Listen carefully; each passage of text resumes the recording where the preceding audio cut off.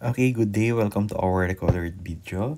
So, today we will discuss the lesson 1A for our trigonometry. So, we will discuss the basics about the angle measurements. So, we will have drawing an angle. So, we need to draw each angle in a standard position. Second, we need to determine the quadrant in each which theta will lies. And determine natin yung coterminal angles natin. So now let's recall first, pag sinabi ba nating standard position, ano po ba ibig sabihin nun? So yung angle po natin kapag nasa standard position, so at standard position, ano po nangyayari sa kanya? Yung vertex niya po, ibig sabihin yung pinaka point na nagko-connect sa dalawa nating ray, ay nasa origin. For example, ito yung ating x and y. So, ito yung x, ito yung y. Yung vertex po dapat natin ay nasa origin. So, we have the 0, 0 coordinates for that. And the initial side ay nasa positive x-axis. So, ito po dapat yan. The initial side at positive x. And the terminal side, nasaan? So, di naman kahit saan naman, kahit saan yun. So, we can have the terminal side dito. Pwede na dito. So, from this illustration, we can say our theta is at standard position. So, next. So, determine muna natin kung ano yung mga quadrant natin. So, alam naman natin we have 4 quadrants. Diba? So, we have the quadrant 1, quadrant 2, quadrant 3, and quadrant 4. So, in your grade 10 math, we already know the one revolution, di ba? Yung isang ikot natin ng circle, meron tayong 360 degrees. So, hahatiin lang natin yan sa 4. So, kapag yung angle, in terminal side natin, nag-lies dito, sa pagitan nito. So, dito, meron tayong 90 degrees. So, yung first 90 degrees natin, quadrant 1 po yan. So, if theta, so gawin natin ang notation, no? If theta is greater than 0 degrees or equal or less than na lang sa 90 degrees, ay nasan siyang quadrant? Nasa quadrant 1. Pero kapag lumagpas naman na siya, nag-91 na siya, so pumunta na siya dito. So hanggang dito kay 179, or we can denote this as theta, which is greater than 90 degrees but less than 180 degrees. Yan na po si quadrant 2. Next. Dito naman, kapag lumagpas na ng 181, pag nag-181 na, at nakapunta na kay 269, so, theta which is greater than kay 180, pero less than kay 270, quadrant 3 po yun. And lastly, kapag dito naman pumunta yung terminal side natin, na greater than kay 270, no? Yung theta natin ay greater than sa 270, but less than with 360, nasa quadrant 4 po tayo. Sir, ba't di mo sinasama yung 90, 0, 180, 270, or 360? If you can recall, kapag tumama po dyan, okay, palitan natin yung kulay. Ano? Kapag tumama po dito sa ating mga axis, tinatawag po natin siyang quadrantal angle. Quadrantal angle. Okay? So, ang sasagot po natin, quadrantal angle. Pwede natin ilagay, tumama siya sa positive y o negative y, positive x or negative x axis. Okay? And lastly, pag sinabi naman nating coterminal angles, gamit tayo na bang kulay?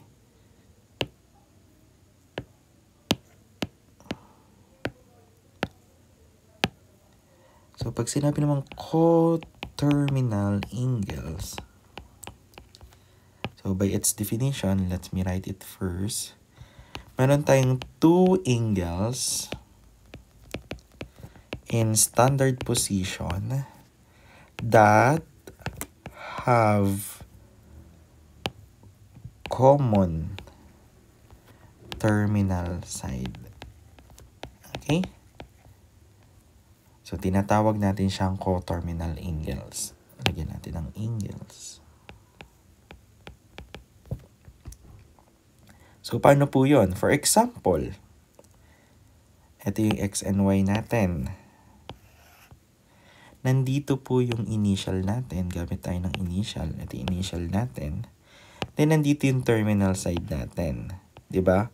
Kapag positive yung ginawa natin, kung gusto natin ng positive angle, dapat counterclockwise. So, positive angle should be counterclockwise. Pero kapag negative angle like this, clockwise yung gamit natin. So, itong mga angle na to ay tinatawag natin coterminal angles. Bakit?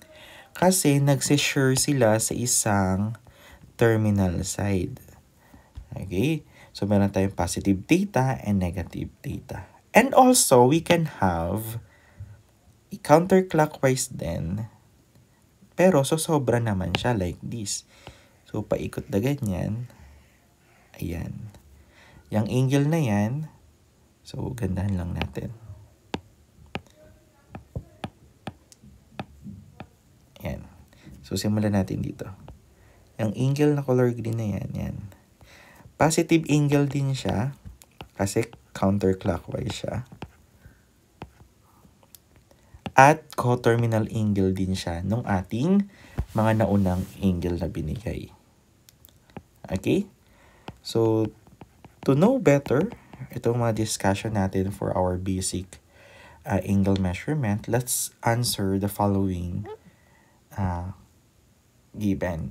So, una, pinapahanap sa atin, ito-draw daw natin sa standard position, hanapin natin yung isang angle ba siya, quadrant siya maglalies, then anong coterminal angles niya. Okay? So, let's have number 1. So, hanapin natin si 45 degrees. So, let's draw first x and y axis. So, ito po yung x. Ito yung y. Ang gawin natin straight line. Ay, sorry. Ayan.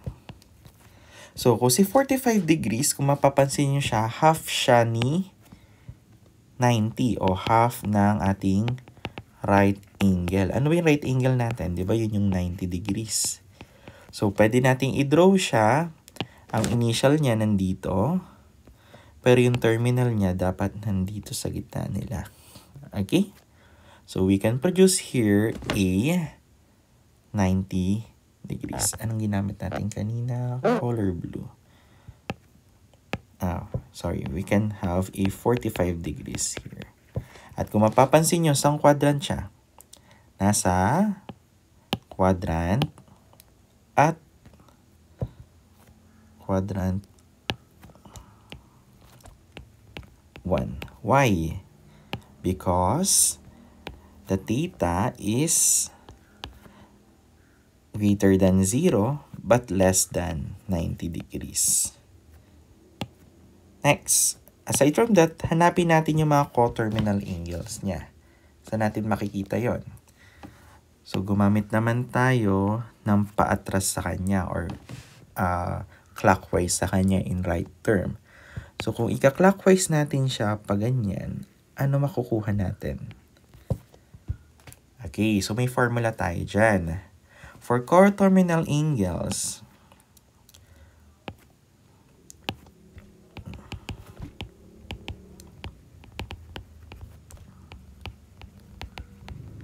pwede po natin gawin yung theta is minus 360 degrees or yung theta is plus 360 degrees para mahanap yung mga coterminal angles natin sa kanila.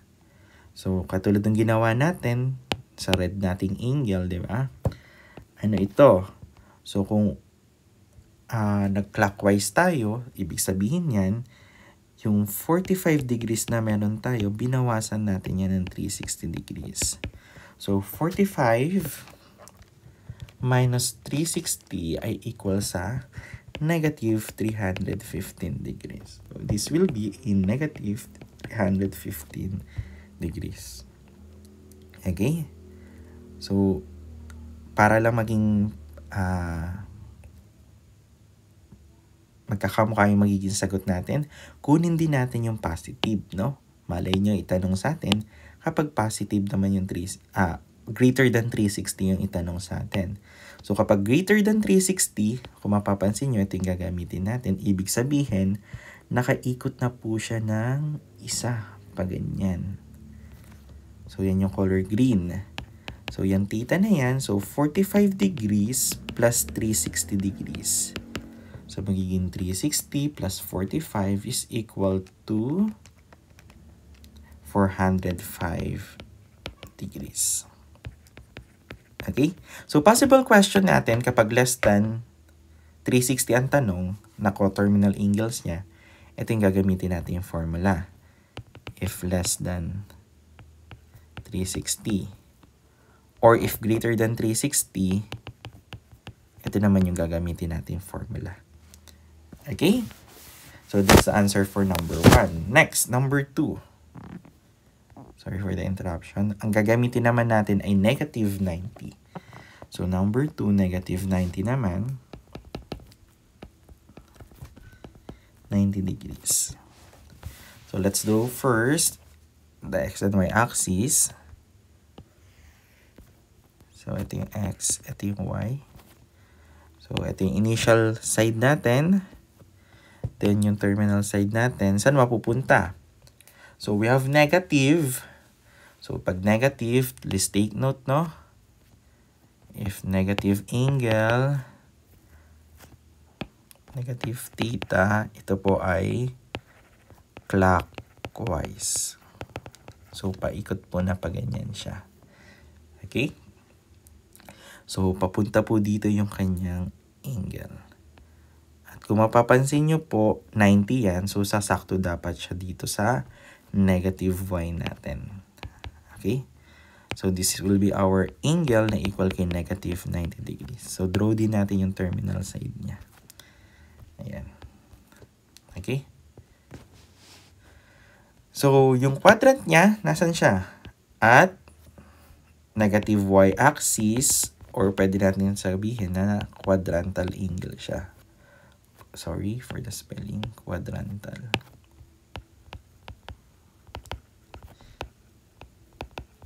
Okay. Bakit? Kasi nasa negative y-axis nga siya. Next, what will be the coterminal angles, no?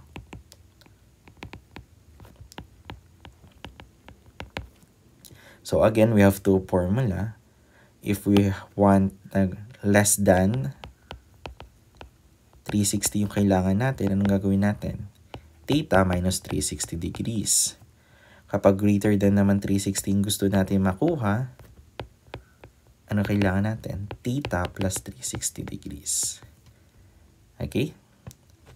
So, let's solve. So, theta, let's use blue. So, kung gusto natin ng positive angle like this, pag ganyan, so, kunin lang natin negative 90 minus or plus. O, in this case, no, kasi negative siya, para makuha natin yung less than. So, pagbabalik rin natin to. At alam ko na ang pwede natin pagbalik rin. Ito na lang.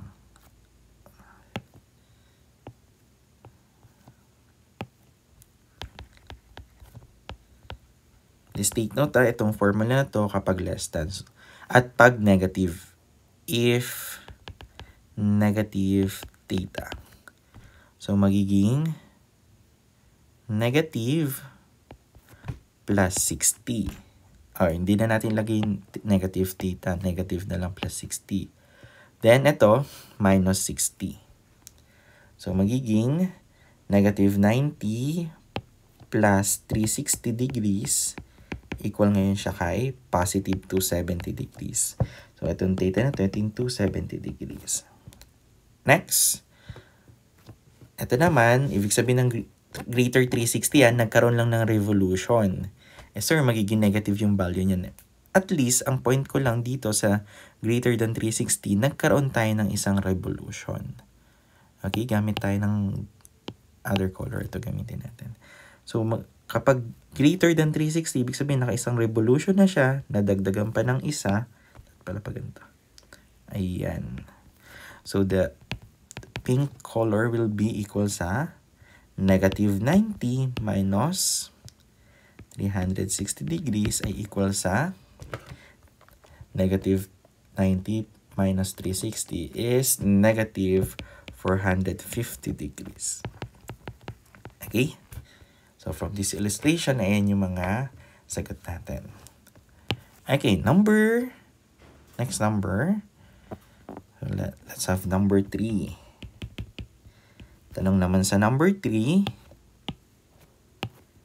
Sorry. Ayan. Ay 225 degrees. So, medyo malaki, no? 225 degrees. So, for this part, no, let's determine first kung saan quadrant para madali natin siyang i-graph. Diba? So, kung mapapansin nyo po, ang 225, which is yung theta natin yan, diba? Yung theta natin ay mas malaki kay 180 degrees. Pero hindi naman siya sobra ng 270. Therefore, nasa quadrant 3 siya. Okay? So, ang quadrant 3 natin, itong part na to. Dito magla-lies. Okay? So, we can have the initial angle, initial side, rather. Then, yung terminal side natin, bandang, let's have a computation, no? Para mas madali. So, 225 minus 180 equal siya sa 45 degrees. O, ibig sabihin, kalahati ng 90, bandang gitna na lang din dapat siya dito. Okay? So, this will be our angle 225 degrees. Okay? Next, what are the coterminal angles natin? Again, for this part, if theta is positive, no? So, mangyayari, pag less than 360 ang formula natin, ayan, no? So, yung theta natin ay 360 minus the theta.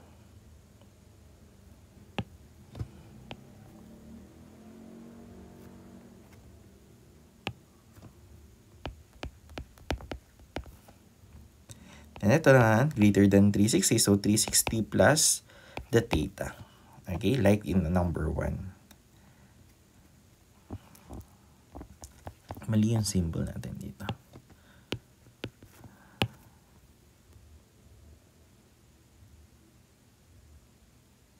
Ay, tama pala. Greater than less. Sige. Dito na tayo. So, magiging color red. Unahin muna natin less than. So, less than 360. Ito yung part na yon kasi hindi siya naka-isang buo pa rin. So, magiging, at kung mapapansin nyo, clockwise siya. So, magiging 360 minus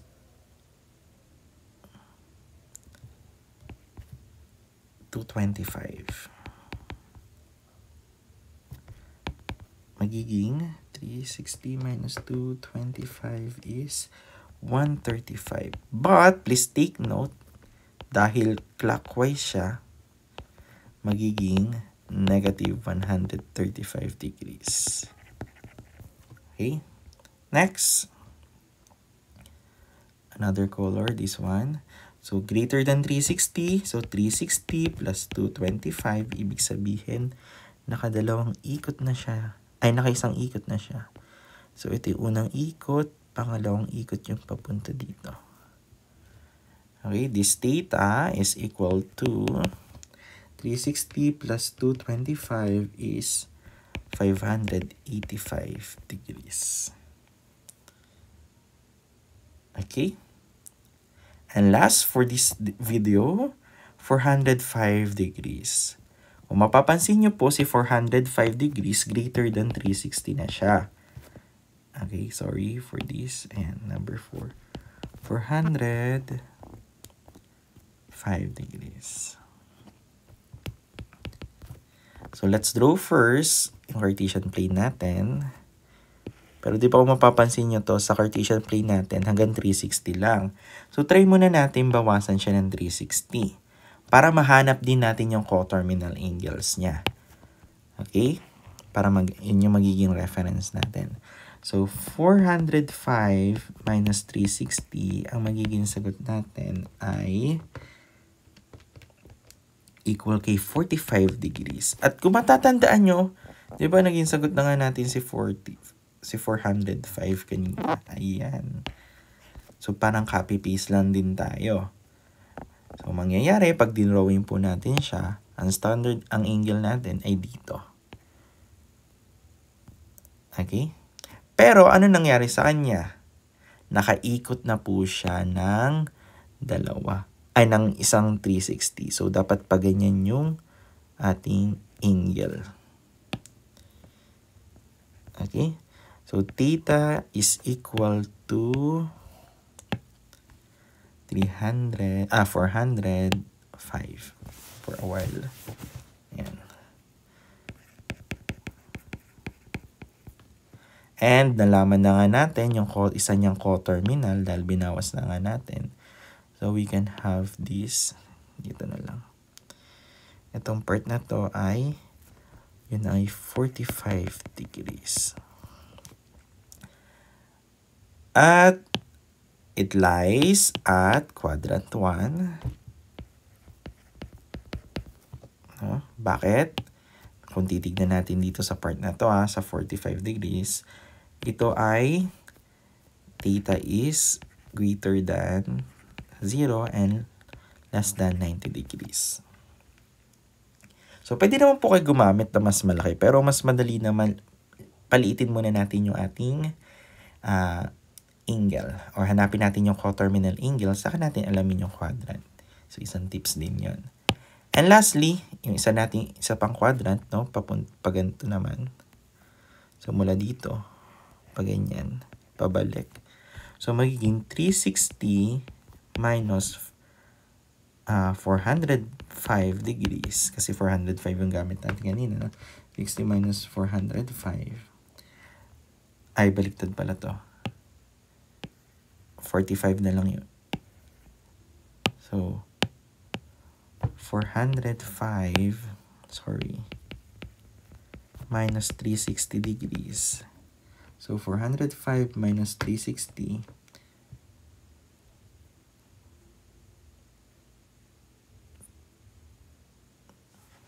lang, parang may mali. For this part, 45 yung gamitin natin. Dito pala to. So, 45 minus 360 para maging negative. So, we will have the 315 degrees. So, this theta will be 315 degrees. So, ayan po yung mga coterminal angles niya. Ayan yung quadrant and the standard position of the angle. Okay? So, thank you for watching. For more videos, kindly wait for the next video and stay tuned to our YouTube channel.